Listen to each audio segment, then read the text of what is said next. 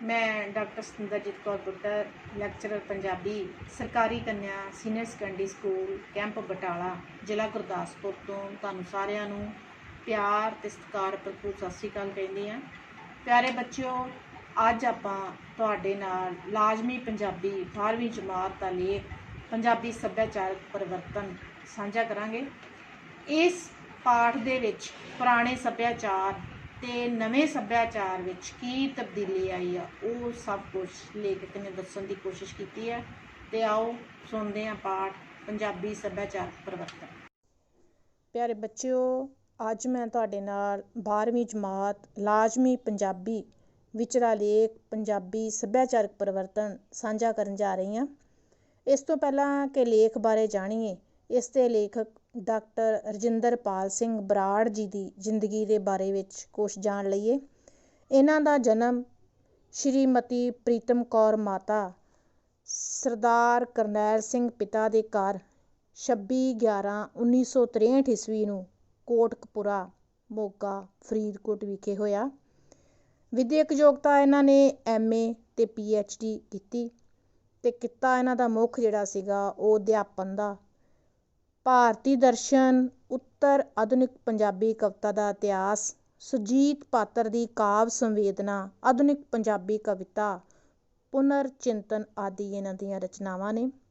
ਪਿਆਰੇ ਬੱਚਿਓ, ਅੱਜ ਜਿਹੜੀ ਮੈਂ ਤੁਹਾਡੇ ਨਾਲ ਲੇਖ ਦੀ ਗੱਲ ਕੀਤੀ ਹੈ ਉਹ ਹੈ ਪੰਜਾਬੀ ਸੱਭਿਆਚਾਰਕ ਪਰਿਵਰਤਨ, ਜਿਸ ਵਿੱਚ ਉਹਨਾਂ ਨੇ ਸਮੇਂ-ਸਮੇਂ 'ਤੇ ਆਈਆਂ ਸੱਭਿਆਚਾਰਕ ਤਬਦੀਲੀਆਂ ਦੇ ਵੱਖ-ਵੱਖ ਪਹਿਲੂਆਂ ਉੱਤੇ ਭਰਪੂਰ ਚਾਨਣਾ ਪਾਇਆ ਕਿ ਕਿਸ ਤਰ੍ਹਾਂ ਦਾ ਪਹਿਲੋਂ ਸੱਭਿਆਚਾਰ ਸੀ ਤੇ ਕਿਸ ਤਰ੍ਹਾਂ ਹੁਣ ਦੇ ਜ਼ਮਾਨੇ ਨੇ ਤਰੱਕੀ ਕਰਨ ਦੇ ਨਾਲ ਇਸ ਦੇ ਵਿੱਚ ਕੀ ਤਬਦੀਲੀਆਂ ਲਿਆਂਦੀਆਂ। ਉਹ ਸਾਰਾ ਕੁਝ ਇਸ ਲੇਖ ਦੇ ਵਿੱਚ ਲੇਖਕ ਨੇ ਦੱਸਣ ਦੀ ਕੋਸ਼ਿਸ਼ ਕੀਤੀ ਆ। ਤੇ ਆਓ ਪੜ੍ਹਦੇ ਹਾਂ, ਸੁਣਦੇ ਹਾਂ ਪੰਜਾਬੀ ਸੱਭਿਆਚਾਰਕ ਪਰਿਵਰਤਨ। ਸੱਭਿਆਚਾਰ ਇੱਕ ਵਗਦਾ ਦਰਿਆ ਹੈ। ਇਸ ਵਿੱਚ ਪਰਿਵਰਤਨ ਆਉਂਦਾ ਰਹਿੰਦਾ ਹੈ। ਇਸ ਪਰਿਵਰਤਨ ਦੇ ਬਹੁਤ ਸਾਰੇ ਅੰਦਰਲੇ ਤੇ ਬਾਹਰਲੇ ਕਾਰਨ ਹੁੰਦੇ ਹਨ। ਸੱਭਿਆਚਾਰ ਜੀਵਨ ਜਾਚ ਹੈ। ਜੀਵਨ ਜਾਚ ਦੇ ਆਧਾਰ, ਪੈਦਾਵਾਰੀ ਸਾਧਨਾਂ, ਸ਼ਕਤੀਆਂ ਅਤੇ ਤਕਨੀਕ ਦੇ ਬਦਲ ਜਾਣ ਨਾਲ ਸੱਭਿਆਚਾਰ ਵੀ ਬਦਲ ਜਾਂਦਾ ਹੈ। ਕਈ ਵਾਰ ਸੱਭਿਆਚਾਰ ਦੂਸਰੇ ਸੱਭਿਆਚਾਰਾਂ ਦੇ ਪ੍ਰਭਾਵਾਂ ਅਧੀਨ ਵੀ ਬਦਲ ਜਾਂਦਾ ਹੈ। ਸੱਭਿਆਚਾਰ ਦਾ ਮਨੁੱਖੀ ਇਤਿਹਾਸ ਨਾਲ ਗੂੜ੍ਹਾ ਸੰਬੰਧ ਹੁੰਦਾ ਹੈ। ਇਸ ਦੀਆਂ ਪਰੰਪਰਾਵਾਂ ਬਣਨ ਵਿੱਚ ਸਦੀਆਂ ਲੱਗ ਜਾਂਦੀਆਂ ਹਨ। ਹਰ ਸੱਭਿਆਚਾਰ ਸਮੇਂ ਨਾਲ ਵੇਲਾ ਵਿਹਾ ਚੁੱਕੇ ਰਸਮ ਰਿਵਾਜ, ਵਿਸ਼ਵਾਸ, ਸੋਚ ਸੁਆਦ ਤੇ ਕੰਮਾਂ ਕਾਰਾਂ ਨੂੰ ਛੱਡਦਾ ਜਾਂਦਾ ਹੈ ਅਤੇ ਨਵੀਆਂ ਲੋੜਾਂ ਅਨੁਸਾਰ ਨਵੀਆਂ ਜਿਹੜੀਆਂ ਕਦਰਾਂ ਕੀਮਤਾਂ ਨੂੰ ਉਸਾਰਦਾ ਹੋਇਆ ਨਵੀਆਂ ਕਲਾਵਾਂ ਦੀ ਸਿਰਜਣਾ ਕਰਦਾ ਰਹਿੰਦਾ ਹੈ। ਇਹ ਕੁਝ ਆਮ ਕਰਕੇ ਸਹਿਜ ਤੇ ਅਵਚੇਤਨੀ ਪੱਧਰ ਉੱਪਰ ਵਾਪਰਦਾ ਰਹਿੰਦਾ ਹੈ। ਉੱਤਰ ਆਧੁਨਿਕ ਯੁੱਗ ਵਿੱਚ ਨਵੀਂ ਤਕਨੀਕ ਦੇ ਤੇਜ਼ ਤਰਾਰ ਆਵਾਜਾਈ ਅਤੇ ਸੰਚਾਰ ਸਾਧਨ ਵਿਕਸਿਤ ਹੋ ਜਾਣ ਨਾਲ ਸੱਭਿਆਚਾਰ ਵੀ ਤੇਜ਼ੀ ਨਾਲ ਬਦਲ ਰਿਹਾ ਹੈ।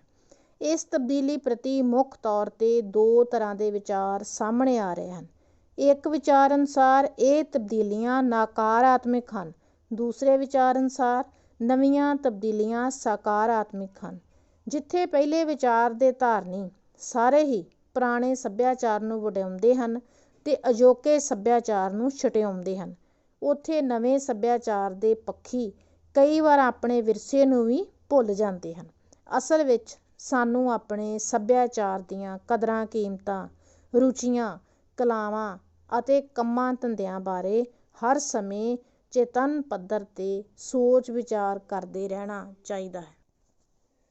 ਖੇਤੀਬਾੜੀ ਆਧਾਰਿਤ ਜਾਗੀਰਦਾਰੀ ਪ੍ਰਬੰਧ ਮਰਦਾਵਾਂ ਹੁੰਦਾ ਸੀ। ਉਸ ਵਿੱਚ ਕੁੜੀ ਦੇ ਮੁਕਾਬਲੇ ਮੁੰਡੇ ਨੂੰ ਵੱਧ ਤਰਜੀਹ ਦਿੱਤੀ ਜਾਂਦੀ ਸੀ। ਪੁਰਾਣੇ ਪੰਜਾਬੀ ਸੱਭਿਆਚਾਰ ਦਾ ਸਾਰਾ ਹੀ ਕਾਰ ਵਿਹਾਰ, ਰੰਗ ਢੰਗ, ਗੀਤ ਸੰਗੀਤ ਕੁੜੀਆਂ ਨੂੰ ਦਬਾਉਣ ਤੇ ਮੁੰਡਿਆਂ ਨੂੰ ਉਚਿਆਉਣ ਵਾਲਾ ਸੀ। ਭਾਰੂ ਪੰਜਾਬੀ ਸੱਭਿਆਚਾਰ ਵਿੱਚ ਔਰਤ ਨੂੰ ਪੈਰ ਦੀ ਜੁੱਤੀ ਹੀ ਸਮਝਿਆ ਜਾਂਦਾ ਰਿਹਾ। ਇਸੇ ਕਰਕੇ ਸ੍ਰੀ ਗੁਰੂ ਨਾਨਕ ਦੇਵ ਜੀ ਨੇ ਔਰਤ ਨੂੰ ਮੰਦਾ ਕਹਿਣ ਤੋਂ ਵਰਜਿਆ ਸੀ। ਆਧੁਨਿਕਤਾ ਦੇ ਆਉਣ ਨਾਲ ਕੁੜੀਆਂ ਪੜ੍ਹਨ ਲਿਖਣ ਲੱਗੀਆਂ, ਨੌਕਰੀ ਕਰਨ ਲੱਗੀਆਂ ਤੇ ਉਹਨਾਂ ਨੇ ਪਰਦੇ ਵਿੱਚ ਰਹਿਣ ਤੇ ਘੁੰਡ ਕੱਢ ਕੇ ਰੱਖਣ ਦੀ ਰੀਤ ਨੂੰ ਛੱਡ ਦਿੱਤਾ। ਹੌਲੀ ਹੌਲੀ ਉਹ ਰਵਾਇਤੀ ਪੰਜਾਬੀ ਪਹਿਰਾਵਾ ਘੱਗਰਾ ਕੁੜਤੀ ਚਾਦਰ ਦੀ ਥਾਵੇਂ ਸਲਵਾਰ ਕਮੀਜ਼ ਚੁੰਨੀ ਪਹਿਨਣ ਲੱਗੀਆਂ। ਪੱਛਮੀ ਪ੍ਰਭਾਵ ਅਧੀਨ ਕੁੜੀਆਂ ਹੌਲੀ ਹੌਲੀ ਜੀਨ ਟੌਪ ਅਤੇ ਸਕਰਟ ਟੌਪ ਪਹਿਨਣ ਲੱਗੀਆਂ ਹਨ। ਬਿਨਾਂ ਸ਼ੱਕ ਇਹ ਕੇਵਲ ਪਹਿਰਾਵੇ ਦੀ ਤਬਦੀਲੀ ਨਹੀਂ ਹੈ, ਇਹ ਵਿਚਾਰਾਂ ਦੀ ਤਬਦੀਲੀ ਵੀ ਹੈ।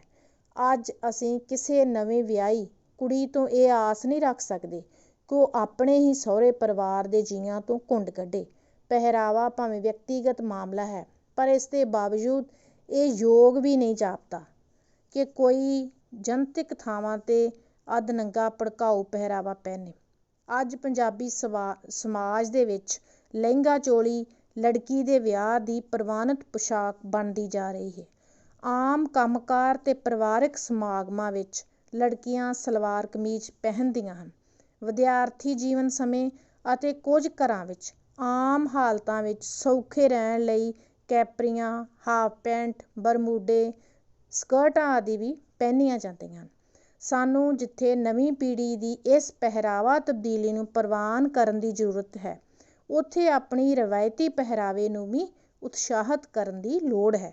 ਪਰ ਰਵਾਇਤੀ ਪਹਿਰਾਵੇ ਦੇ ਨਾਂ 'ਤੇ ਕਿਸੇ ਵਿਅਕਤੀ ਦੇ ਜੀਵਨ ਹੱਕ 'ਤੇ ਰੋਕ ਲਾਉਣੀ ਵੀ ਗਲਤ ਹੈ। ਇਹ ਗੱਲ ਮੁੰਡਿਆਂ ਦੇ ਪਹਿਰਾਵੇ 'ਤੇ ਵੀ ਲਾਗੂ ਹੋਣੀ ਚਾਹੀਦੀ ਹੈ। ਅਜੋਕੀ ਤਬਦੀਲੀ ਵਿੱਚ ਮੰਡੀ ਦਾ ਵੱਡਾ ਯੋਗਦਾਨ ਹੈ ਕਿ ਬਾਜ਼ਾਰ ਵਿੱਚ ਵਿਦੇਸ਼ੀ ਰੈਡੀਮੇਡ ਕੱਪੜਿਆਂ ਦੀ ਭਰਮਾਰ ਹੈ ਅਤੇ ਪੰਜਾਬੀ ਕੱਪੜੇ ਘੱਟ ਮਿਲਦੇ ਹਨ। ਸਾਡੇ ਪੁਸ਼ਾਕ ਨਿਰਮਾਤਾਵਾਂ ਨੂੰ ਸਾਡੇ ਸੋਚ ਸੁਆਦਾਂ ਅਨੁਸਾਰ ਚੰਗੀਆਂ ਦੇਸੀ ਪੁਸ਼ਾਕਾਂ ਮਾਰਕੀਟ ਵਿੱਚ ਲਿਆਉਣੀਆਂ ਚਾਹੀਦੀਆਂ ਹਨ। ਅੱਜ ਮੰਡੀ ਦੇ ਯੁੱਗ ਵਿੱਚ ਵੱਡੀ ਜ਼ਿੰਮੇਵਾਰੀ ਸਾਡੇ ਫਿਲਮੀ ਸਿਤਾਰਿਆਂ, ਵੱਡੇ ਖਿਡਾਰੀਆਂ ਅਤੇ ਕਲਾਕਾਰਾਂ ਦੇ ਨਾਲ-ਨਾਲ ਕਾਰਖਾਨੇਦਾਰਾਂ ਦੀ ਵੀ ਬਣ ਜਾਂਦੀ ਹੈ। ਉਹ ਖੁਦ ਕੀ ਪਹਿਨਦੇ ਹਨ ਅਤੇ ਕਿਸ ਨੂੰ ਉਤਸ਼ਾਹਿਤ ਕਰਦੇ ਹਨ। ਪੰਜਾਬੀ ਸੱਭਿਆਚਾਰ ਵਿੱਚ ਪਿਛਲੇ ਕੁਝ ਦਹਾਕਿਆਂ ਤੋਂ ਖਾਣ ਪੀਣ ਵਿੱਚ ਬਹੁਤ ਤਬਦੀਲੀ ਆਈ ਹੈ। ਪੰਜਾਬ ਦਾ ਰਵਾਇਤੀ ਖਾਣਾ ਦਾਲ, ਸਬਜ਼ੀ, ਸਾਗ, ਰੋਟੀ, ਖੀਰ, ਕੜਾਹ, ਮਿੱਠੇ ਚੌਲ, ਮਠਿਆਈਆਂ ਵਿੱਚੋਂ ਲੱਡੂ, ਜਲੇਬੀਆਂ, ਸ਼ੱਕਰਪਾਰੇ, ਪੀਣ ਵਾਲੇ ਪਦਾਰਥਾਂ ਵਿੱਚ ਲੱਸੀ, ਸ਼ਿਕੰਜਵੀ, ਸ਼ਰਬਤ, ਠੰਡਿਆਈ, ਸੱਤੂ ਆਦਿ ਦੀ ਥਾਵੇਂ pizza, burger, hot dog, chocolate, ਟੌਫੀਆਂ, ਕੋਲਡ ਡਰਿੰਕਸ ਆਦਿ ਦੀ ਵਰਤੋਂ ਵੱਧ ਗਈ ਹੈ। ਅਸਲ ਵਿੱਚ ਤਾਂ ਜਦੋਂ ਵੀ ਦੋ ਸੱਭਿਆਚਾਰਾਂ ਦੇ ਲੋਕ ਆਪਸ ਵਿੱਚ ਮਿਲਦੇ ਹਨ ਤਾਂ ਉਹਨਾਂ ਦਾ ਖਾਣ ਪੀਣ ਸਾਂਝਾ ਹੋ ਜਾਂਦਾ ਹੈ। ਪੰਜਾਬ ਵਿੱਚ ਪਹਿਲਾਂ ਵੀ ਮਾਸ ਪਕਾਉਣ ਦੇ ਬਹੁਤ ਤਰੀਕੇ ਮੁਗਲਾਂ ਦੇ ਨਾਲ ਹੀ ਆਏ ਸਨ। ਰਸਗੁੱਲਾ ਬੰਗਾਲ ਤੋਂ ਆਇਆ, ਢੋਕਲਾ ਗੁਜਰਾਤ ਤੋਂ ਅਤੇ ਡੋਸਾ, ਸਾਂਬਰ, ਇਡਲੀ ਆਦਿ ਦੱਖਣ ਤੋਂ ਆਏ। ਇਹ ਦੁਨੀਆ ਜਦੋਂ ਕਿ ਪਿੰਡ ਬਣਨ ਜਾ ਰਹੀ ਹੈ ਅਤੇ ਸਾਰੇ ਤਰ੍ਹਾਂ ਦੇ ਖਾਣੇ ਸਾਰੀ ਦੁਨੀਆ ਵਿੱਚ ਹੀ ਮਿਲਣੇ ਹਨ ਅਤੇ ਵਾਰਿਸ ਸ਼ਾਹ, ਮੀਆਂ ਗੰਨਾ ਜਗ ਸਾਰਾ। ਮਜ਼ੇ ਵੱਖ ਨੇ ਪੋਰੀਆਂ ਪੋਰੀਆਂ ਦੇ ਅਨੁਸਾਰ ਪੰਜਾਬੀਆਂ ਨੇ ਵੀ ਦੂਸਰਿਆਂ ਦੇ ਖਾਣਿਆਂ ਦਾ ਲੁਤਫ ਲੈਣਾ ਹੈ। ਵਿਚਾਰਨ ਵਾਲੀ ਗੱਲ ਸਿਰਫ ਇੰਨੀ ਹੈ ਕਿ ਸਾਨੂੰ ਆਪਣੇ ਰੋਜ਼ਾਨਾ ਜ਼ਿੰਦਗੀ ਵਿੱਚ ਪੰਜਾਬੀ ਖਾਣਿਆਂ ਦੀ ਥਾਂ ਬਣਾਈ ਰੱਖਣੀ ਚਾਹੀਦੀ ਹੈ। ਇਹ ਵਿਗਿਆਨਕ ਤੌਰ 'ਤੇ ਜ਼ਰੂਰੀ ਹੈ ਕਿਉਂਕਿ ਹਰ ਇਲਾਕੇ ਵਿੱਚ ਪੈਦਾ ਹੋਣ ਵਾਲੀ ਖਾਦ ਖੁਰਾਕ ਅਤੇ ਉਸ ਨੂੰ ਬਣਾਉਣ ਦਾ ਢੰਗ ਉੱਥੋਂ ਦੇ ਵਾਤਾਵਰਨ ਅਨੁਸਾਰ ਢਲਿਆ ਹੁੰਦਾ ਹੈ। ਸਾਡੇ ਰਵਾਇਤੀ ਖਾਣੇ ਖੁਰਾਕੀ ਤੱਤਾਂ ਦੇ ਮਾਮਲੇ ਵਿੱਚ ਚੰਗੇ ਅਤੇ ਸਸਤੇ ਹਨ, ਜਦੋਂ ਕਿ ਬਹੁਤੇ ਨਵੇਂ ਖਾਣੇ ਸਿਹਤ ਲਈ ਮਾੜੇ ਅਤੇ ਮਹਿੰਗੇ ਹਨ। ਬਿਨਾਂ ਸ਼ੱਕ ਸਾਡੇ ਪੁਰਾਣੇ ਖਾਣੇ ਘਰਾਂ ਵਿੱਚ ਜਾਂ ਘਰਾਂ ਦੇ ਨੇੜੇ ਵਿਸ਼ੇਸ਼ ਪਕਾਵੇ ਬਣਾਉਂਦੇ ਸਨ, ਜਦੋਂ ਕਿ ਨਵੇਂ ਢੰਗ ਦਾ ਬਹੁਤਾ ਖਾਣਾ ਡੱਬੇਬੰਦ ਹੁੰਦਾ ਹੈ ਅਤੇ ਇਸ ਨੂੰ ਜ਼ਿਆਦਾ ਚਿਰ ਸਾਂਭਣ ਲਈ ਇਸ ਵਿੱਚ ਅਜਿਹੇ ਪਦਾਰਥ ਪਾਉਣੇ ਪੈਂਦੇ ਹਨ ਜਿਹੜੇ ਮਨੁੱਖੀ ਸਿਹਤ ਲਈ ਚੰਗੇ ਨਹੀਂ ਹੁੰਦੇ।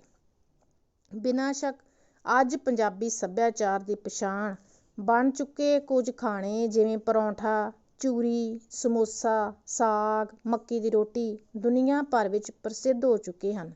ਸਾਨੂੰ ਆਪਣੇ ਸੱਭਿਆਚਾਰ ਦੇ ਰਵਾਇਤੀ ਖਾਣਿਆਂ ਨੂੰ ਤਰਜੀਹ ਦੇਣੀ ਚਾਹੀਦੀ ਹੈ। ਖੁਰਾਕੀ ਤੱਥਾਂ ਦੇ ਪੱਖੋਂ ਇਹ ਗੱਲ ਦਾਅਵੇ ਨਾਲ ਕਹੀ ਜਾ ਸਕਦੀ ਹੈ ਕਿ ਕਿਸੇ ਵੀ ਕੰਪਨੀ ਦੇ ਠੰਡਿਆਂ ਨਾਲੋਂ ਲੱਸੀ ਅਤੇ ਸ਼ਿਕੰਜਵੀ ਕਿਤੇ ਵੱਧ ਮੁਫੀਦ ਹਨ। ਤਾਜ਼ਾ ਗੰਨੇ ਦਾ ਰਸ ਦਾ ਮੁਕਾਬਲਾ ਡੱਬੇਬੰਦ ਜੂਸ ਕਰ ਹੀ ਨਹੀਂ ਸਕਦਾ। ਸਾਨੂੰ ਆਪਣੇ ਸਥਾਨਕ ਪੀਣ ਪਦਾਰਥਾਂ ਨੂੰ ਉਤਸ਼ਾਹਿਤ ਕਰਨ ਦੀ ਜ਼ਰੂਰਤ ਹੈ। ਇਹ ਕੇਵਲ ਸੱਭਿਆਚਾਰ ਦੀ ਰਾਖੀ ਲਈ ਹੀ ਜ਼ਰੂਰੀ ਨਹੀਂ, ਇਹ ਪੰਜਾਬ ਦੇ ਅਰਥਚਾਰੇ ਲਈ ਵੀ ਜ਼ਰੂਰੀ ਹੈ।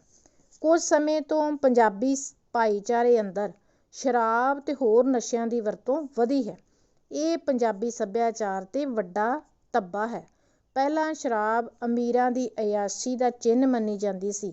ਆਮ ਆਦਮੀ ਕਦੇ ਵਿਆਹ ਸ਼ਾਦੀ ਜਾਂ ਮੇਲੇ ਤਿਉਹਾਰ ਸਮੇਂ ਇਸ ਦੀ ਵਰਤੋਂ ਕਰ ਲੈਂਦਾ ਸੀ, ਪਰ ਅੱਜ ਸ਼ਰਾਬ ਦੀ ਖਪਤ ਜਿੰਨੀ ਵੱਧ ਗਈ ਹੈ ਅਤੇ ਇਸ ਨੂੰ ਬੁਰਾਈ ਦੀ ਥਾਵੇਂ ਸੱਭਿਆਚਾਰਕ ਦਿਖਾਵੇ ਵਜੋਂ ਜਿੰਨੇ ਵਰਤਿਆ ਜਾ ਰਿਹਾ ਹੈ ਅਤੇ ਪੰਜਾਬੀ ਗੀਤ ਸੰਗੀਤ ਵਿੱਚ ਇਸ ਨੂੰ ਉਚਾਇਆ ਜਾ ਰਿਹਾ ਹੈ, ਉਹ ਸੱਚਮੁੱਚ ਹੀ ਇੱਕ ਚਿੰਤਾ ਦਾ ਵਿਸ਼ਾ ਹੈ।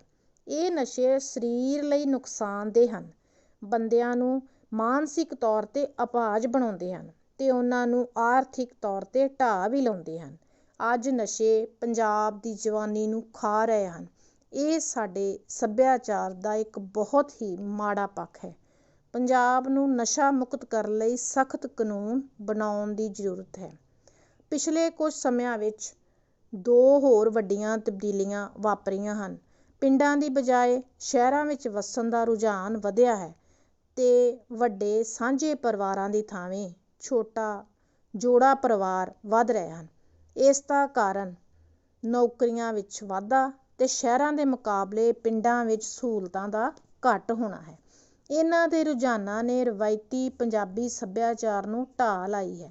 ਬਹੁਤ ਸਾਰੇ ਤਿਉਹਾਰ ਜਿਵੇਂ ਤੀਆਂ, ਲੋਹੜੀ, ਸਾਂਝੀ ਇਸ ਰੂਪ ਵਿੱਚ ਬਦਲ ਗਏ ਹਨ ਕਿ ਇਹ ਹੁਣ ਪੰਜਾਬੀ ਤਿਉਹਾਰ ਹੀ ਨਹੀਂ ਲੱਗਦਾ। ਉਦਾਹਰਨ ਵਜੋਂ ਪਿੰਡਾਂ ਵਿੱਚ ਸਾਉਣ ਮਹੀਨੇ ਪੂਰਾ ਪੰਦਰਵਾੜਾ ਲੱਗਣ ਵਾਲੀਆਂ ਤੀਆਂ ਵਿਆਹੀਆਂ ਕੁੜੀਆਂ ਦੇ ਮੁੜ ਮਿਲਣ ਦਾ ਸਾਧਨ, ਨਵੀਆਂ ਕੁੜੀਆਂ ਲਈ ਗਿੱਧਾ ਸਿੱਖਣ ਦੀ ਵਰਕਸ਼ਾਪ ਸੀ, ਜਦੋਂ ਕਿ ਆਧੁਨਿਕ ਕਲੱਬਾਂ ਦਫ਼ਤਰਾਂ ਵਿੱਚ ਲੱਗਣ ਵਾਲੀਆਂ ਤੀਆਂ, ਇੱਕ ਦਿਨੀ 2 ਘੰਟੇ ਵਾਲੀਆਂ ਤੀਆਂ ਮੁੱਖ ਅਫਸਰ ਦੀ ਪਤਨੀ ਨੂੰ ਪੀਂਘ 'ਤੇ ਬਿਠਾ ਕੇ ਫੋਟੋ ਛਪਵਾਉਣ ਤੱਕ ਸੀਮਤ ਹੋ ਗਈਆਂ ਹਨ। ਵੱਧ ਤੋਂ ਵੱਧ ਇਸ ਮੌਕੇ ਲਾਏ ਸਟਾਲਾਂ ਤੋਂ ਖਾਣ ਪੀਣ ਦੀਆਂ ਵਸਤਾਂ ਮੁੱਲ ਮਿਲ ਸਕਦੀਆਂ ਹਨ। ਰਵਾਇਤੀ ਭਾਈਚਾਰਕ ਸਾਂਝ ਅਤੇ ਬਰਾਬਰਤਾ ਦੇ ਤਿਉਹਾਰ ਆਧੁਨਿਕ ਖਪਤਕਾਰੀ ਯੁੱਗ ਵਿੱਚ ਚਾਪਲੂਸੀ ਦੇ ਸਾਧਨ ਬਣ ਰਹੇ ਹਨ। ਸਾਡੇ ਰਵਾਇਤੀ ਤਿਉਹਾਰਾਂ ਨੂੰ ਬਚਾਉਣ ਦੀ ਜ਼ਰੂਰਤ ਹੈ, ਪਰ ਇਹਨਾਂ ਵਿਚਲੀ ਰਵਾਇਤੀ ਖੁਸ਼ਬੂ ਵੀ ਬਰਕਰਾਰ ਰਹਿਣੀ ਚਾਹੀਦੀ ਹੈ। ਨੌਕਰੀ ਪੇਸ਼ਾ ਸਮਾਜ ਵਿੱਚ ਆਬਾਦੀ ਦੇ ਵਾਧੇ ਨੂੰ ਠੱਲ੍ਹ ਪਾਉਣ ਲਈ ਛੋਟੇ ਪਰਿਵਾਰ ਪੈਦਾ ਹੋਣੇ ਸੁਭਾਵਿਕ ਹਨ। ਸੰਯੁਕਤ ਪਰਿਵਾਰਾਂ ਵਿੱਚ ਆਪਣੇ ਢੰਗ ਦੀਆਂ ਸਮੱਸਿਆਵਾਂ ਸਨ ਅਤੇ ਉਹਨਾਂ ਵਿੱਚ ਵਿਅਕਤੀਗਤ ਆਜ਼ਾਦੀ ਲਈ ਬਿਲਕੁਲ ਥਾਂ ਨਹੀਂ ਸੀ। ਆਧੁਨਿਕ ਜੋੜਾ ਪਰਿਵਾਰਾਂ ਵਿੱਚ ਵਿਅਕਤੀਗਤ ਆਜ਼ਾਦੀ ਤਾਂ ਹੈ, ਪਰ ਦੁੱਖ ਸੁੱਖ ਦੀ ਸਾਂਝ ਨਾ ਮਾਤਰ ਹੈ। ਨਵੀਂ ਪੀੜ੍ਹੀ ਨੇ ਆਪਣੇ ਸੱਭਿਆਚਾਰਕ ਸੰਸਕਾਰ ਪੁਰਾਣੀ ਪੀੜ੍ਹੀ ਤੋਂ ਪ੍ਰਾਪਤ ਕਰਨੇ ਹੁੰਦੇ ਹਨ। ਜੇ ਘਰ ਵਿੱਚ ਬਜ਼ੁਰਗ ਹੀ ਨਹੀਂ ਹਨ ਤਾਂ ਲੋਕਧਾਰਾ ਦਾ ਖਜ਼ਾਨਾ ਅੱਗੇ ਨਹੀਂ ਤੁਰਨਾ।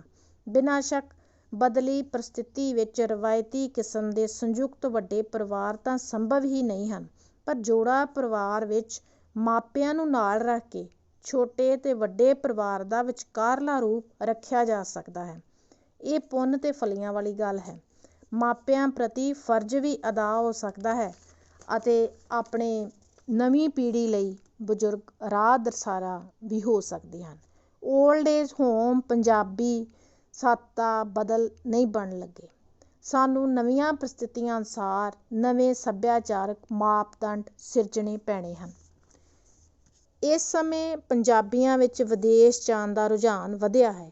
ਅੱਜ ਜਦੋਂ ਦੁਨੀਆ ਇੱਕ ਹੋ ਰਹੀ ਹੈ ਤਾਂ ਇਹ ਕੋਈ ਮਾੜੀ ਗੱਲ ਵੀ ਨਹੀਂ ਹੈ। ਸਮੱਸਿਆ ਉਸ ਸਮੇਂ ਪੈਦਾ ਹੁੰਦੀ ਹੈ ਜਦੋਂ ਵਿਅਕਤੀ ਬਿਨਾਂ ਸੋਚੇ ਸਮਝੇ, ਬਿਨਾਂ ਕਿਸੇ ਪੜ੍ਹਾਈ ਸਿਖਲਾਈ ਦੇ ਅੰਨ੍ਹੇਵਾਹ ਲੱਖਾਂ ਰੁਪਏ ਖਰਚ ਕੇ ਗੈਰ ਕਾਨੂੰਨੀ ਢੰਗ ਨਾਲ ਇਹ ਸੋਚ ਕੇ ਵਿਦੇਸ਼ ਚਲੇ ਜਾਂਦੇ ਹਨ ਕਿ ਸ਼ਾਇਦ ਉੱਥੇ ਡਾਲਰ ਤੇ ਪਾਉਂਡ ਥੋੜ੍ਹੀ ਮਿਹਨਤ ਕਰਨ ਨਾਲ ਹੀ ਮਿਲ ਜਾਂਦੇ ਹਨ, ਜੋ ਉਹਨਾਂ ਦਾ ਭੁਲੇਖਾ ਹੈ। ਇੰਝ ਗੈਰ ਕਾਨੂੰਨੀ ਢੰਗ ਨਾਲ ਵਿਦੇਸ਼ਾਂ ਵਿੱਚ ਜਾਣ ਨਾਲ ਪੰਜਾਬੀ ਬੰਦਾ ਤਾਂ ਵਿਦੇਸ਼ਾਂ ਵਿੱਚ ਫੈਲ ਰਿਹਾ ਹੈ, ਪਰ ਪੰਜਾਬੀ ਸੱਭਿਆਚਾਰ ਦੀ ਖੁਸ਼ਬੂ ਨਹੀਂ।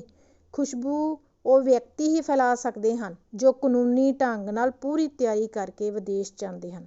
ਦੂਸਰੇ ਵਿਅਕਤੀ ਤਾਂ ਆਪਣੀ ਹੋਂਦ ਬਚਾਉਣ ਅਤੇ ਉੱਥੇ ਪੱਕੇ ਹੋਣ ਦੀ ਲੜਾਈ ਵਿੱਚ ਹੀ ਜ਼ਿੰਦਗੀ ਕੱਢ ਦਿੰਦੇ ਹਨ। ਨਵੀਂ ਪੀੜ੍ਹੀ ਨਵੇਂ ਸੰਚਾਰ ਸਾਧਨਾਂ ਦੀ ਖੁੱਲ੍ਹ ਕੇ ਵਰਤੋਂ ਕਰ ਰਹੀ ਹੈ, ਜਿਨ੍ਹਾਂ ਵਿੱਚ ਕੰਪਿਊਟਰ, ਇੰਟਰਨੈੱਟ, ਸੈਟੇਲਾਈਟ ਚੈਨਲ ਅਤੇ ਮੋਬਾਈਲ ਟੈਲੀਫੋਨ ਪ੍ਰਮੁੱਖ ਹਨ। ਇਹ ਸਿਰਫ ਸੰਚਾਰ ਦੇ ਸਾਧਨ ਨਹੀਂ, ਆਪਣੇ ਆਪ ਵਿੱਚ ਸੰਦੇਸ਼ ਵੀ ਹਨ। ਇਹ ਸਾਧਨ ਪੰਜਾਬੀ ਸੱਭਿਆਚਾਰ ਨੂੰ ਬਚਾਉਣ, ਨਵ ਸਿਰਜਣ ਤੇ ਦੂਰ ਦੂਰ ਫੈਲਾਉਣ ਲਈ ਵੀ ਵਰਤੇ ਜਾ ਸਕਦੇ ਹਨ ਅਤੇ ਇਹ ਪੰਜਾਬੀ ਸੱਭਿਆਚਾਰ ਉੱਪਰ ਮਾਰੂ ਪ੍ਰਭਾਵ ਵੀ ਪਾ ਸਕਦੇ ਹਨ। ਇਹ ਹੁਣ ਪੰਜਾਬੀਆਂ ਦੇ ਹੱਥ ਹੈ ਕਿ ਇਹਨਾਂ ਚੀਜ਼ਾਂ ਦੀ ਯੋਗ ਵਰਤੋਂ ਕਿਵੇਂ ਕਰਨੀ ਹੈ। ਪੁਰਾਣੀ ਪੀੜ੍ਹੀ ਨਵੇਂ ਸੰਚਾਰ ਸਾਧਨਾਂ ਨੂੰ ਮਾੜਾ ਆਖ ਕੇ ਖਹਿੜਾ ਨਹੀਂ ਛਡਾ ਸਕਦੀ, ਸਗੋਂ ਉਸ ਨੂੰ ਨਵੀਂ ਪੀੜ੍ਹੀ ਦੇ ਹਾਣੀ ਬਣ ਕੇ ਉਹਨਾਂ ਦੀ ਅਗਵਾਈ ਕਰਨੀ ਪਵੇਗੀ। ਨਹੀਂ ਤਾਂ ਉਹ ਦਿਨ ਦੂਰ ਨਹੀਂ ਜਦੋਂ ਪੰਜਾਬ ਅੰਦਰ ਹੀ ਪੀੜ੍ਹੀ ਪਾੜਾ ਇੰਨਾ ਵੱਧ ਜਾਵੇਗਾ ਕਿ ਮਾਪੇ ਬੱਚਿਆਂ ਦੀ ਗੱਲ ਸਮਝਣ ਤੋਂ ਅਸਮਰੱਥ ਹੋ ਜਾਣਗੇ। ਨਵੀਆਂ ਪਰਿਸਥਿਤੀਆਂ ਵਿੱਚ ਸਮਾਜ ਅੰਦਰ ਨਵੀਆਂ ਸਮੱਸਿਆਵਾਂ ਤੇ ਲੋੜਾਂ ਪੈਦਾ ਹੁੰਦੀਆਂ ਰਹਿੰਦੀਆਂ ਹਨ। ਇਹਨਾਂ ਸਾਰੀਆਂ ਸਮੱਸਿਆਵਾਂ ਨੂੰ ਕੇਵਲ ਕਾਨੂੰਨ ਬਣਾ ਕੇ ਹੱਲ ਓਨੀ ਦੇਰ ਤੱਕ ਨਹੀਂ ਕੀਤਾ ਜਾ ਸਕਦਾ ਜਿੰਨੀ ਦੇਰ ਉਹਨਾਂ ਸਮੱਸਿਆਵਾਂ ਪ੍ਰਤੀ ਚੇਤਨਾ ਸਾਡੇ ਸੱਭਿਆਚਾਰ ਦਾ ਅੰਗ ਨਹੀਂ ਬਣਦੀ। ਉਦਾਹਰਨ ਵਜੋਂ ਵਾਤਾਵਰਨ ਦੀ ਸਮੱਸਿਆ ਕੇਵਲ ਕਾਨੂੰਨਾਂ ਨਾਲ ਹੱਲ ਨਹੀਂ ਹੋਣੀ। ਸਾਨੂੰ ਤਾਂ ਆਪਣਾ ਵਿਰਸਾ ਫਰੋਲਣਾ ਪਵੇਗਾ ਜਿਸ ਵਿੱਚ ਮਾਤਾ ਧਰਤ ਮਹੱਤ ਹੈ। ਉਹਨਾਂ ਬਜ਼ੁਰਗਾਂ ਦੀਆਂ ਆਦਤਾਂ ਨੂੰ ਮੁੜ ਯਾਦ ਕਰਨਾ ਪਵੇਗਾ ਜਿਹੜੇ ਰਾਤ ਨੂੰ ਦਰਖਤ ਤੋਂ ਦਾਤਣ ਵੀ ਨਹੀਂ ਤੋੜਦੇ ਸਨ ਕਿ ਹੁਣ ਦਰਖਤ ਸੁੱਤੇ ਹੋਏ ਹਨ। ਦਰਖਤਾਂ ਵਿੱਚ ਜੀਵਨ ਸਮਝਣਾ ਤੇ ਉਹਨਾਂ ਪ੍ਰਤੀ ਸੰਵੇਦਨਸ਼ੀਲਤਾ ਮੁੜ ਪਛਾਣਨ ਦੀ ਲੋੜ ਹੈ। ਕੈਨੇਡਾ ਦੇ ਵੱਡੇ ਸਟੋਰਾਂ ਵਿੱਚ ਕੈਰੀ ਬੈਗ ਭਾਵ ਝੋਲਾ ਦਿਖਾਉਣ ਨਾਲ ਬਿੱਲ 'ਤੇ ਛੋਟ ਮਿਲਦੀ ਹੈ। ਸਾਡੇ ਸੱਭਿਆਚਾਰ ਵਿੱਚ ਤਾਂ ਝੋਲੇ ਦੀ ਪਰੰਪਰਾ ਬੜੀ ਪੁਰਾਣੀ ਹੈ ਜੋ ਅਸੀਂ ਛੱਡ ਦਿੱਤੀ ਹੈ। ਹੁਣ ਸਾਨੂੰ ਆਪਣੀਆਂ ਪੁਰਾਣੀਆਂ ਆਦਤਾਂ ਮੁੜ ਸੁਰਜੀਤ ਕਰਨ ਦੀ ਲੋੜ ਹੈ। ਜਿਵੇਂ ਅੱਜ ਤੋਂ ਕੁਝ ਸਾਲ ਪਹਿਲਾਂ ਵਿਅਕਤੀ ਮੰਡੀ ਝੋਲਾ ਲੈ ਕੇ ਜਾਂਦਾ ਸੀ, ਉਵੇਂ ਹੁਣ ਵੀ ਪਲਾਸਟਿਕ ਦੇ ਲਿਫਾਫਿਆਂ ਤੋਂ ਨਿਜਾਤ ਝੋਲੇ ਦੀ ਪਰੰਪਰਾ ਮੁੜ ਸੁਰਜੀਤ ਕਰਕੇ ਹੀ ਪ੍ਰਾਪਤ ਕੀਤੀ ਜਾ ਸਕਦੀ ਹੈ।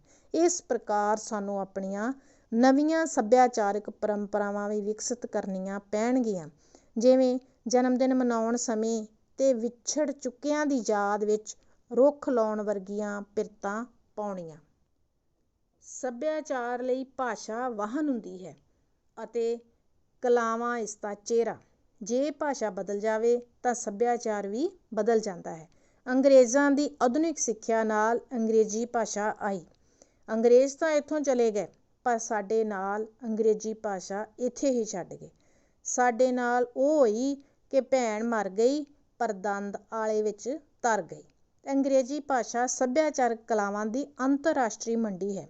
ਉਹ ਆਪਣੀ ਇਸ਼ਤਿਹਾਰਬਾਜ਼ੀ ਤੇ ਤਕਨੀਕ ਰਾਹੀਂ ਸਾਰੀ ਦੁਨੀਆ ਦੇ ਸੱਭਿਆਚਾਰਾਂ ਨੂੰ ਪ੍ਰਭਾਵਿਤ ਕਰ ਰਹੀ ਹੈ। ਜਦੋਂ ਬੱਚਾ ਮਾਂ ਬੋਲੀ ਦੀ ਥਾਵੇਂ ਅੰਗਰੇਜ਼ੀ ਭਾਸ਼ਾ ਸਿੱਖੇਗਾ ਤਾਂ ਅੰਗਰੇਜ਼ੀ ਸੱਭਿਆਚਾਰ ਆਪਣੇ ਆਪ ਸਾਡੇ 'ਤੇ ਅਸਰ ਪਾਵੇਗਾ। ਬੱਚੇ ਨੂੰ ਅੰਗਰੇਜ਼ੀ ਕਾਰਟੂਨ, ਅੰਗਰੇਜ਼ੀ ਫਿਲਮਾਂ, ਅੰਗਰੇਜ਼ੀ ਗੀਤ, ਅੰਗਰੇਜ਼ੀ ਸਾਹਿਤ ਹੀ ਚੰਗਾ ਲੱਗੇਗਾ। ਉਹ ਆਪਣੀਆਂ ਦਾਦੀਆਂ ਨਾਨੀਆਂ ਦੀਆਂ ਬਾਤਾਂ, ਅਖਾਣਾਂ, ਮੁਹਾਵਰਿਆਂ ਨੂੰ ਸਮਝਣ ਤੋਂ ਸਮਰੱਥ ਰਹਿ ਜਾਵੇਗਾ। ਦੁੱਖ ਦੀ ਗੱਲ ਇਹ ਹੈ ਕਿ ਉਹ ਵਿਰਸੇ ਵਿੱਚ ਛੁਪੇ ਸਾਡੇ ਸੱਭਿਆਚਾਰ ਤੋਂ ਵੀ ਟੁੱਟ ਜਾਵੇਗਾ। ਪੰਜਾਬੀ ਸੱਭਿਆਚਾਰ ਸੰਯੁਕਤ ਸੱਭਿਆਚਾਰ ਸੀ ਜਿਸ ਵਿੱਚ ਹਿੰਦੂ, ਮੁਸਲਿਮ, ਸਿੱਖ, ਈਸਾਈ, ਜੈਨੀ, ਬੋਧੀ ਸਭ ਆਪੋ ਆਪਣਾ ਯੋਗਦਾਨ ਪਾਉਂਦੇ ਸਨ। ਦੇਸ਼ ਆਜ਼ਾਦ ਹੋ ਜਾਣ ਪਿੱਛੋਂ ਸਮੇਂ ਹੋਈ ਦੇਸ਼ ਵੰਡ ਕਾਰਨ ਇਹ ਭੂਗੋਲਿਕ ਖਿੱਤਾ ਦੋ ਭਾਗਾਂ ਪਾਕਿਸਤਾਨੀ ਪੰਜਾਬ ਤੇ ਭਾਰਤੀ ਪੰਜਾਬ ਵਿੱਚ ਵੰਡਿਆ ਗਿਆ। ਇਸੇ ਪ੍ਰਕਾਰ ਭਾਰਤੀ ਪੰਜਾਬ ਦੀ ਪੁਨਰ ਵੰਡ ਨਾਲ ਮੌਜੂਦਾ ਰਾਜਨੀਤਿਕ ਪੰਜਾਬ ਆਕਾਰ ਵਿੱਚ ਛੋਟਾ ਹੋ ਗਿਆ। ਇਸ ਦੇ ਪ੍ਰਕਾਰ ਵਿੱਚ ਵੀ ਫਰਕ ਪੈ ਗਿਆ। ਭਾਰਤੀ ਪੰਜਾਬ ਜਿਹੜਾ ਸੀਗਾ ਇਸ ਦੇ ਵਿੱਚ ਪੰਜਾਬੀ ਗੁਰਮੁਖੀ ਲਿਪੀ ਵਿੱਚ ਲਿਖੀ ਜਾਂਦੀ ਹੈ ਤੇ ਪਾਕਿਸਤਾਨੀ ਪੰਜਾਬ ਵਿੱਚ ਸ਼ਾਹਮੁਖੀ ਲਿਪੀ ਵਿੱਚ ਲਿਖੀ ਜਾਂਦੀ ਹੈ। ਵੀਜ਼ੇ ਦੀਆਂ ਬੰਦਸ਼ਾਂ ਕਾਰਨ ਮਿਲਣ ਜੁਲਣ ਦੇ ਮੌਕੇ ਘੱਟ ਹੋਣ ਕਾਰਨ ਸਾਡਾ ਸਾਂਝਾ ਸੱਭਿਆਚਾਰ ਖੰਡਿਤ ਹੋ ਗਿਆ ਹੈ। ਦੇਸ਼ ਵੰਡ ਤੋਂ ਬਾਅਦ ਪੈਦਾ ਹੋਈ ਪੀੜ੍ਹੀ ਲਈ ਬੜੇ ਦਿਨ, ਤਿਉਹਾਰ, ਮੁਹਾਵਰੇ ਉੱਭਰੇ ਹੁੰਦੇ ਜਾ ਰਹੇ ਹਨ। ਜਿਵੇਂ ਈਦ ਮਗਰੋਂ ਤੰਬਾ ਫੂਕਣਾ, ਈਦ ਦਾ ਚੰਦ ਹੋਣਾ, ਮੁੱਲਾ ਰੱਖੇ ਰੋਜ਼ੇ ਦਿਨ ਵੱਡੇ ਆਏ ਵਰਗੇ ਮੁਹਾਵਰੇ ਉੱਭਰੇ ਹੁੰਦੇ ਜਾ ਰਹੇ ਹਨ। ਪੰਜਾਬੀ ਸੱਭਿਆਚਾਰ ਦੀ ਪ੍ਰਫੁੱਲਤਾ ਲਈ ਜ਼ਰੂਰੀ ਹੈ ਕਿ ਦੋਹਾਂ ਦੇਸ਼ਾਂ ਦਰਮਿਆਨ ਅਮਨ ਰਹੇ ਤੇ ਦੋਵੇਂ ਪੰਜਾਬਾਂ ਦਾ ਮੇਲ ਜੋਲ ਵਧੇ। ਪੰਜਾਬੀ ਸੱਭਿਆਚਾਰ ਵਿੱਚ ਦੋ ਭਰਾ ਅੱਡ ਹੋ ਕੇ ਵੀ ਦਾਲ ਕੌਲੀ ਦੀ ਸਾਂਝ ਰੱਖਦੇ ਹਨ। ਪੰਜਾਬੀ ਸਮਾਜ ਭਾਰਤੀ ਜਾਤ ਪ੍ਰਬੰਧ ਅਨੁਸਾਰ ਵੰਡਿਆ ਹੋਇਆ ਸੀ। ਆਧੁਨਿਕੀਕਰਨ, ਸ਼ਹਿਰੀਕਰਨ ਤੇ ਉਦਯੋਗੀਕਰਨ ਦੇ ਬਾਵਜੂਦ ਪੰਜਾਬ ਵਿੱਚ ਜਾਤ ਪਾਤ ਦਾ ਬੰਧਨ ਪੂਰੀ ਤਰ੍ਹਾਂ ਨਹੀਂ ਟੁੱਟਿਆ। ਪੰਜਾਬ ਖੇਤੀਬਾੜੀ ਪ੍ਰਧਾਨ ਇਲਾਕਾ ਸੀ ਤੇ ਇਸੇ ਕਰਕੇ ਸਾਰਾ ਸੱਭਿਆਚਾਰ ਹੀ ਕਿਸਾਨੀ ਜੀਵਨ ਦੁਆਲੇ ਘੁੰਮਦਾ ਸੀ। ਇਸ ਕਰਕੇ ਪੰਜਾਬੀ ਸੱਭਿਆਚਾਰ ਵਿੱਚ ਵੀ ਕਿਸਾਨ ਦੀ ਚੜ੍ਹਤ ਸੀ। ਪਿਛਲੇ ਕੁਝ ਸਮੇਂ ਤੋਂ ਕਿਸਾਨ ਦਾ ਜੀਵਨ ਪੱਧਰ ਤਾਂ ਬਹੁਤ ਉੱਚਾ ਨਹੀਂ ਹੋਇਆ, ਪਰ ਪੰਜਾਬ ਦੀਆਂ ਪ੍ਰਚਲਿਤ ਫਿਲਮਾਂ ਤੇ ਗੀਤਾਂ ਵਿੱਚ ਜੱਟ ਸ਼ਬਦ ਦੀ ਵਰਤੋਂ ਬਹੁਤ ਵੱਧ ਗਈ ਹੈ ਤੇ ਉਸ ਨੂੰ ਹਿੰਸਕ ਤੇ ਸ਼ਰਾਬੀ ਦੇ ਰੂਪ ਵਿੱਚ ਚਿਤਰਿਆ ਜਾਣਾ ਸ਼ੁਰੂ ਹੋਇਆ ਹੈ। ਕਿਸਾਨ ਦੀਆਂ ਸਮੱਸਿਆਵਾਂ ਤੇ ਸਰੋਕਾਰਾਂ ਨੂੰ ਸੰਜੀਦਗੀ ਨਾਲ ਪੇਸ਼ ਕਰਨ ਦੀ ਥਾਂ ਹੈਂਕੜ ਅਤੇ ਫੁਕਰੇਪਨ ਦਾ ਪ੍ਰਗਟਾਵਾ ਵਧਿਆ ਹੈ। ਪੰਜਾਬ ਖੇਤੀ ਪ੍ਰਧਾਨ ਖਿੱਤਾ ਹੈ। ਇਸ ਦੇ ਪ੍ਰਮੁੱਖ ਕਿੱਤਾਕਾਰਾਂ ਕੋਲ ਅੰਨਦਾਤਾ ਹੋਣ ਦਾ ਮਾਣ ਹੈ, ਪਰ ਇਸ ਨੂੰ ਜਾਤੀ ਹੰਕਾਰ ਵਿੱਚ ਨਹੀਂ ਬਦਲਣਾ ਚਾਹੀਦਾ, ਸਗੋਂ ਉਸ ਦੀ ਮਿਹਨਤ ਨੂੰ ਵਡਿਆਉਣਾ ਚਾਹੀਦਾ ਹੈ। ਹਰ ਪੰਜਾਬੀ ਨੂੰ ਆਪਣੇ ਸੱਭਿਆਚਾਰ 'ਤੇ ਅਭਿਮਾਨ ਨਹੀਂ ਸਗੋਂ ਮਾਣ ਕਰਨਾ ਚਾਹੀਦਾ ਹੈ। ਬਹੁਤ ਕੁਝ ਸਾਨੂੰ ਛੱਡਣ ਦੀ ਜ਼ਰੂਰਤ ਹੈ, ਜਿਵੇਂ ਕੁੜੀਆਂ ਮਾਰਨਾ। ਬਹੁਤ ਸਾਰਾ ਕੁਝ ਸਾਨੂੰ ਰੱਖਣ ਦੀ ਜ਼ਰੂਰਤ ਹੈ, ਜਿਵੇਂ ਘਰ ਵਿੱਚ ਬਜ਼ੁਰਗ। ਬਹੁਤ ਕੁਝ ਸਾਨੂੰ ਦੂਸਰਿਆਂ ਤੋਂ ਸਿੱਖਣ ਦੀ ਜ਼ਰੂਰਤ ਹੈ, ਜਿਵੇਂ ਕੰਮ ਕਰਨ ਦਾ ਸੱਭਿਆਚਾਰ। ਬਹੁਤ ਕੁਝ ਸਾਡੇ ਕੋਲ ਮੌਜੂਦ ਹੈ, ਜਿਵੇਂ ਕਿਰਤ ਕਰਨਾ ਤੇ ਵੰਡ ਛਕਣਾ ਦੇ ਨਾਲ ਸਬਰ, ਸੰਤੋਖ, ਸਹਿਜਤਾ। ਇਹ ਸਭ ਕੁਝ ਨੂੰ ਬਚਾਉਣ ਦੀ ਲੋੜ ਹੈ। ਮੁੱਕਦੀ ਗੱਲ ਇਹ ਹੈ ਕਿ ਸੱਭਿਆਚਾਰ ਕੋਈ ਜੜ ਵਰਤਾਰਾ ਨਹੀਂ, ਇਹ ਜਿਉਂਦੀ ਜਾਗਦੀ ਜੀਵਨ ਜਾਚ ਹੈ। ਇਸ ਨੂੰ ਨਿੱਤ ਨਵਿਆਉਣ ਦੀ ਲੋੜ ਪੈਂਦੀ ਹੈ। ਆਧੁਨਿਕ ਯੁੱਗ ਵਿੱਚ ਤਾਂ ਇਸ ਬਾਰੇ ਚੇਤਨ ਕੋਸ਼ਿਸ਼ਾਂ ਵੀ ਕਰਨੀਆਂ ਪੈਣੀਆਂ ਹਨ, ਕਿਉਂਕਿ ਪਰੰਪਰਾ ਤੋਂ ਸਹਿਜ ਰੂਪ ਵਿੱਚ ਪੀੜ੍ਹੀ ਦਰ ਪੀੜ੍ਹੀ ਸਿੱਖਣ ਵਾਲਾ ਸਾਂਝਾ ਸਮਾਜ ਖਤਮ ਹੋ ਚੁੱਕਾ ਹੈ। ਸੋ ਸਾਨੂੰ ਹਰ ਵੇਲੇ ਚੇਤੰਨ ਪੱਧਰ 'ਤੇ ਸੋਚ ਵਿਚਾਰ ਕੇ ਨਵੀਆਂ ਸਿਹਤਮੰਦ ਪਰੰਪਰਾਵਾਂ ਨੂੰ ਵਿਕਸਿਤ ਕਰਨ ਦੀ ਜ਼ਰੂਰਤ ਹੈ। ਪਿਆਰੇ ਬੱਚਿਓ, ਤੁਹਾਨੂੰ ਲੇਖ ਸੁਣਾਇਆ ਪੰਜਾਬੀ ਸੱਭਿਆਚਾਰਕ ਪਰਿਵਰਤਨ। ਹੁਣ ਇਸ ਦੇ ਪਿੱਛੇ ਜਿਹੜੇ ਆ ਛੋਟੇ ਪ੍ਰਸ਼ਨ ਉਹ ਆਪਾਂ ਸਾਂਝੇ ਕਰ ਲਈਏ। ਸਭ ਤੋਂ ਪਹਿਲਾਂ ਪ੍ਰਸ਼ਨ ਕੀ ਆ ਕਿ ਪੰਜਾਬੀ ਸੱਭਿਆਚਾਰਕ ਪਰਿਵਰਤਨ ਕੀ ਹੈ? ਸੰਖੇਪ ਰੂਪ ਵਿੱਚ ਲਿਖੋ। ਪੰਜਾਬੀ ਸੱਭਿਆਚਾਰਕ ਪਰਿਵਰਤਨ ਤੋਂ ਭਾਵ ਪੰਜਾਬੀ ਜੀਵਨ ਜਾਚ ਵਿੱਚ ਆ ਰਹੀ ਤਬਦੀਲੀ ਹੈ। ਬੇਸ਼ੱਕ ਪੰਜਾਬੀ ਸੱਭਿਆਚਾਰ ਕਦੇ ਵੀ ਜੜ ਵਸਤੂ ਨਹੀਂ ਰਿਹਾ ਤੇ ਬੀਤੀਆਂ ਸਦੀਆਂ ਵਿੱਚ ਇਸ ਵਿੱਚ ਸੱਭਿਆਚਾਰਾਂ ਦੇ ਮੇਲ ਤੇ ਰਾਜਸੀ ਕਾਰਨਾਂ ਕਰਕੇ ਤਬਦੀਲੀਆਂ ਆਉਂਦੀਆਂ ਰਹੀਆਂ ਹਨ, ਪਰੰਤੂ ਬੀਤੇ ਕੁਝ ਸਮੇਂ, ਖਾਸ ਕਰਕੇ ਆਜ਼ਾਦੀ ਮਿਲਣ ਪਿੱਛੋਂ ਇਸ ਦੀ ਹੋਈ ਵੰਡ, ਵਿਗਿਆਨਿਕ ਕਾਢਾਂ ਦੇ ਪ੍ਰਵੇਸ਼, ਆਵਾਜਾਈ ਦੇ ਸੰਚਾਰ ਦੇ ਤੇਜ਼ ਸਾਧਨਾਂ ਦੀ ਵਰਤੋਂ ਅਤੇ ਵਿਸ਼ਵੀਕਰਨ ਦੇ ਸਿੱਟੇ ਵਜੋਂ ਦੁਨੀਆ ਦਾ ਇੱਕ ਪਿੰਡ ਬਣ ਜਾਣ ਨਾਲ ਇਸ ਦੇ ਰਹਿਣ ਸਹਿਣ, ਰਸਮਾਂ ਰਿਵਾਜਾਂ, ਕੰਮਾਂ ਕਾਰਾਂ, ਖਾਣਾ ਪੀਣਾ, ਪਹਿਰਾਵੇ, ਪਰਿਵਾਰਿਕ ਬਣਤਰ, ਤਰਜੀਹਾਂ ਤੇ ਰੁਚੀਆਂ ਵਿੱਚ ਵੀ ਬਹੁਤ ਤਬਦੀਲੀ ਪੈਦਾ ਹੋ ਗਈ ਹੈ। ਫਲਸਰੂਪ ਅਸੀਂ ਪੰਜਾਬੀ ਸੱਭਿਆਚਾਰ ਵਿੱਚ ਲਗਾਤਾਰ ਪਰਿਵਰਤਨ ਦੇਖ ਰਹੇ ਹਾਂ, ਜਿਸ ਦੇ ਸਿੱਟੇ ਨਕਾਰਾਤਮਕ ਵੀ ਹਨ ਤੇ ਸਕਾਰਾਤਮਕ ਵੀ ਹਨ। ਇਹ ਪਹਿਲੇ ਪ੍ਰਸ਼ਨ ਦਾ ਉੱਤਰ ਸੀ। ਹੁਣ ਦੂਜਾ ਪ੍ਰਸ਼ਨ ਵੇਖੋ ਕਿ ਪੰਜਾਬੀ ਸੱਭਿਆਚਾਰਕ ਪਰਿਵਰਤਨ ਪਾਠ ਦੇ ਆਧਾਰ 'ਤੇ ਦੱਸੋ ਕਿ ਪੰਜਾਬੀ ਸੱਭਿਆਚਾਰ ਵਿੱਚ ਪਹਿਰਾਵੇ ਦੇ ਨਾਲ ਨਾਲ ਵਿਚਾਰਾਂ ਵਿੱਚ ਵੀ ਤਬਦੀਲੀ ਆਈ ਹੈ। ਦੱਸੋ ਕਿਵੇਂ? ਅੱਜ ਜਦੋਂ ਪੰਜਾਬੀ ਸੱਭਿਆਚਾਰ ਵਿੱਚ ਕੁੜੀਆਂ ਦੇ ਪਹਿਰਾਵੇ ਵਿੱਚ ਖਾਸ ਤੌਰ 'ਤੇ ਤਬਦੀਲੀ ਆਈ ਹੈ, ਤਾਂ ਬਿਨਾਂ ਸ਼ੱਕ ਕੇਵਲ ਪਹਿਰਾਵੇ ਦੀ ਤਬਦੀਲੀ ਨਹੀਂ, ਸਗੋਂ ਵਿਚਾਰਾਂ ਵਿੱਚ ਵੀ ਤਬਦੀਲੀ ਆ ਗਈ ਹੈ। ਅੱਜ ਦੀ ਔਰਤ ਆਪਣੇ ਆਪ ਨੂੰ ਕਿਸੇ ਤਰ੍ਹਾਂ ਵੀ ਮਰਦ ਤੋਂ ਘੱਟ ਨਹੀਂ ਸਮਝਦੀ ਤੇ ਉਸ ਵਿੱਚੋਂ ਪਹਿਲਾਂ ਵਾਲੀ ਅਧੀਨਗੀ ਦੀ ਭਾਵਨਾ ਲਗਭਗ ਖਤਮ ਹੋ ਗਈ ਹੈ। ਉਹ ਘਰ ਦੀ ਚਾਰ ਦੀਵਾਰੀ ਤੋਂ ਨਿਕਲ ਕੇ ਪੜ੍ਹਨ ਲਿਖਣ ਤੇ ਨੌਕਰੀ ਕਰਨ ਲੱਗ ਪਈ ਹੈ। ਇਸੇ ਕਰਕੇ ਉਸ ਨੇ ਘੁੰਡ ਦਾ ਤਿਆਗ ਕਰ ਦਿੱਤਾ ਹੈ। ਹੌਲੀ ਹੌਲੀ ਉਹ ਰਵਾਇਤੀ ਪੰਜਾਬੀ ਪਹਿਰਾਵਾ ਘੱਗਰਾ, ਕੁੜਤੀ ਤੇ ਚਾਦਰ ਦੀ ਥਾਂ ਸਲਵਾਰ ਕਮੀਜ਼ ਤੇ ਚੁੰਨੀ ਪਹਿਨਣ ਲੱਗੀ ਹੈ। ਫਿਰ ਪੱਛਮੀ ਪ੍ਰਭਾਵਾਂ ਹੇਠ ਉਸਨੇ ਜੀਨ ਟੌਪ ਤੇ ਸਕਰਟ ਪਹਿਨਣੀ ਆਰੰਭ ਕਰ ਦਿੱਤੀ ਹੈ ਤੇ ਕਈ ਵਾਰਾਂ ਉਹ ਘਰਾਂ ਵਿੱਚ ਸੌਖੇ ਰਹਿਣ ਲਈ ਕੈਪਰੀ, ਹਾਫ ਪੈਂਟ, ਬਰਮੂਡਾ ਜਾਂ ਸਕਰਟ ਵੀ ਪਹਿਨਦੀ ਹੈ। ਅੱਜ ਦੀ ਵਿਆਹੀ ਕੁੜੀ ਤੋਂ ਇਹ ਆਸ ਨਹੀਂ ਕੀਤੀ ਜਾ ਸਕਦੀ ਕਿ ਸਹੁਰੇ ਜਾ ਕੇ ਉਹ ਘੁੰਡ ਕੱਢ ਕੇ ਰਹੇ, ਸਗੋਂ ਖੁੱਲ੍ਹ ਡੁੱਲ੍ਹ ਵਿੱਚ ਵਿਚਰਨਾ ਪਸੰਦ ਕਰਦੀ ਹੈ। ਅਜੋਕਾ ਮਰਦ ਇਹ ਸਭ ਕੁਝ ਪ੍ਰਵਾਨ ਕਰ ਰਿਹਾ ਹੈ। ਇਸ ਪ੍ਰਕਾਰ ਪੰਜਾਬੀ ਸੱਭਿਆਚਾਰ ਵਿੱਚ ਪਹਿਰਾਵੇ ਦੇ ਨਾਲ ਨਾਲ ਵਿਚਾਰਾਂ ਵਿੱਚ ਵੀ ਤਬਦੀਲੀ ਆ ਗਈ ਹੈ। ਅੱਗੇ ਵੇਖੋ ਪ੍ਰਸ਼ਨ ਆ ਕਿ ਪੰਜਾਬੀ ਸੱਭਿਆਚਾਰਕ ਪਰਿਵਰਤਨ ਪਾਠ ਦੇ ਆਧਾਰ 'ਤੇ ਤੁਸੀਂ ਦੋ ਰੁਝਾਨਾਂ, ਰਵਾਇਤੀ ਪੰਜਾਬੀ ਸੱਭਿਆਚਾਰ ਨੂੰ ਢਾਹ ਲਾਈ ਹੈ, ਉਸ ਦੇ ਬਾਰੇ ਵਿੱਚ ਆਪਣੇ ਵਿਚਾਰ ਦਿਓ। ਉਦਾਹਰਨਾਂ ਸਹਿਤ ਉੱਤਰ ਕੀ ਆ ਕਿ ਬੀਤੇ ਸਮੇਂ ਵਿੱਚ ਪੰਜਾਬੀ ਸੱਭਿਆਚਾਰ ਨੂੰ ਢਾਹ ਜਿਨ੍ਹਾਂ ਲਾਈ ਸੀ ਦੋ ਵੱਡੇ ਰੁਝਾਨ। ਇੱਕ ਤਾਂ ਪਿੰਡਾਂ ਦੀ ਥਾਂ ਸ਼ਹਿਰਾਂ ਵਿੱਚ ਵਸਣ ਦਾ ਰੁਝਾਨ ਸੀ, ਤੇ ਦੂਸਰਾ ਜਿਹੜਾ ਰੁਝਾਨ ਸੀ ਕਿ ਵੱਡੇ ਸਾਂਝੇ ਪਰਿਵਾਰਾਂ ਦੀ ਥਾਂ ਛੋਟੇ ਜੋੜਾ ਪਰਿਵਾਰਾਂ ਦਾ ਵਾਧਾ ਹੋਇਆ। ਇਹਨਾਂ ਕਰਕੇ ਸਾਡੇ ਬਹੁਤ ਸਾਰੇ ਤਿਉਹਾਰ ਜਿਵੇਂ ਤੀਆਂ, ਲੋਹੜੀ ਤੇ ਸਾਂਝੀ ਇਸ ਹੱਦ ਬਦਲ ਗਏ ਹਨ ਕਿ ਹੁਣ ਪੰਜਾਬੀ ਤਿਉਹਾਰ ਹੀ ਨਹੀਂ ਲੱਗਦੇ। ਮਿਸਾਲ ਵਜੋਂ ਪਿੰਡਾਂ ਵਿੱਚ ਸਾਉਣ ਮਹੀਨੇ ਪੂਰਾ ਪੰਦਰਵਾੜਾ, ਲੱਗਣ ਵਾਲੀਆਂ ਤੀਆਂ ਵਿਆਹੀਆਂ ਕੁੜੀਆਂ ਦੇ ਮੁੜ ਮਿਲਣ ਦਾ ਸਾਧਨ ਤੇ ਨਵੀਆਂ ਕੁੜੀਆਂ ਲਈ ਗਿੱਧਾ ਸਿੱਖਣ ਦੀ ਵਰਕਸ਼ਾਪ ਸੀ। ਪਰੰਤੂ ਅੱਜ ਕਲੱਬਾਂ ਤੇ ਦਫ਼ਤਰਾਂ ਵਿੱਚ ਲੱਗਣ ਵਾਲੀਆਂ ਤੀਆਂ ਤੇ ਹੋਰ ਤਿਉਹਾਰ ਆਧੁਨਿਕ ਖਪਤਕਾਰੀ ਯੁੱਗ ਵਿੱਚ ਚਾਪਲੂਸੀ ਦੇ ਸਾਧਨ ਬਣ ਕੇ ਰਹਿ ਗਏ ਹਨ। ਨੌਕਰੀ ਪੇਸ਼ਾ ਸਮਾਜ ਦੇ ਵਿਕਸਿਤ ਹੋਣ ਨਾਲ ਪਰਿਵਾਰ ਛੋਟੇ ਹੋਣ ਲੱਗੇ ਹਨ। ਇਹਨਾਂ ਆਧੁਨਿਕ ਜੋੜਾ ਪਰਿਵਾਰਾਂ ਵਿੱਚ ਸੰਯੁਕਤ ਪਰਿਵਾਰਾਂ ਵਿੱਚ ਨਾ ਮਿਲਣ ਵਾਲੀ ਵਿਅਕਤੀਗਤ ਆਜ਼ਾਦੀ ਤਾਂ ਹੈ, ਪਰ ਦੁੱਖ ਸੁੱਖ ਦੀ ਸਾਂਝ ਨਾ ਮਾਤਰ ਹੀ ਹੈ।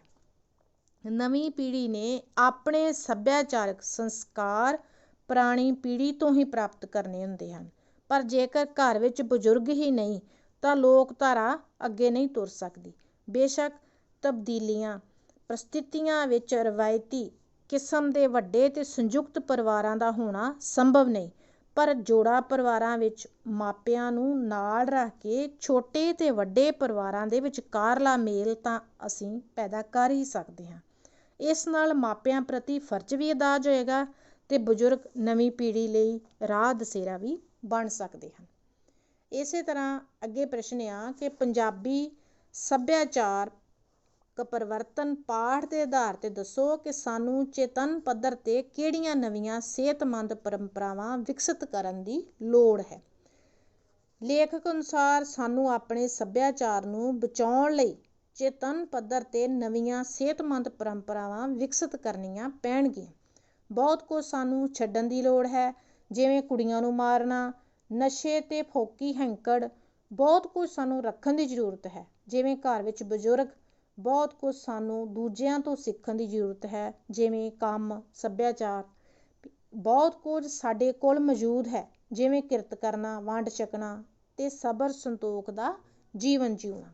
ਇਹ ਕੁਝ ਸਾਨੂੰ ਬਚਾਉਣਾ ਚਾਹੀਦਾ ਹੈ। ਆਧੁਨਿਕ ਯੁੱਗ ਵਿੱਚ ਇਸ ਬਾਰੇ ਚੇਤਨ ਕੋਸ਼ਿਸ਼ ਕਰਨ ਦੀ ਜ਼ਰੂਰਤ ਹੈ, ਕਿਉਂਕਿ ਪਰੰਪਰਾ ਤੋਂ ਸਹਿਜ ਰੂਪ ਵਿੱਚ ਪੀੜ੍ਹੀ ਦਰ ਪੀੜ੍ਹੀ ਸਿੱਖਣ ਵਾਲਾ ਸਾਂਝਾ ਸਮਾਜ ਖਤਮ ਹੋ ਚੁੱਕਾ ਹੈ।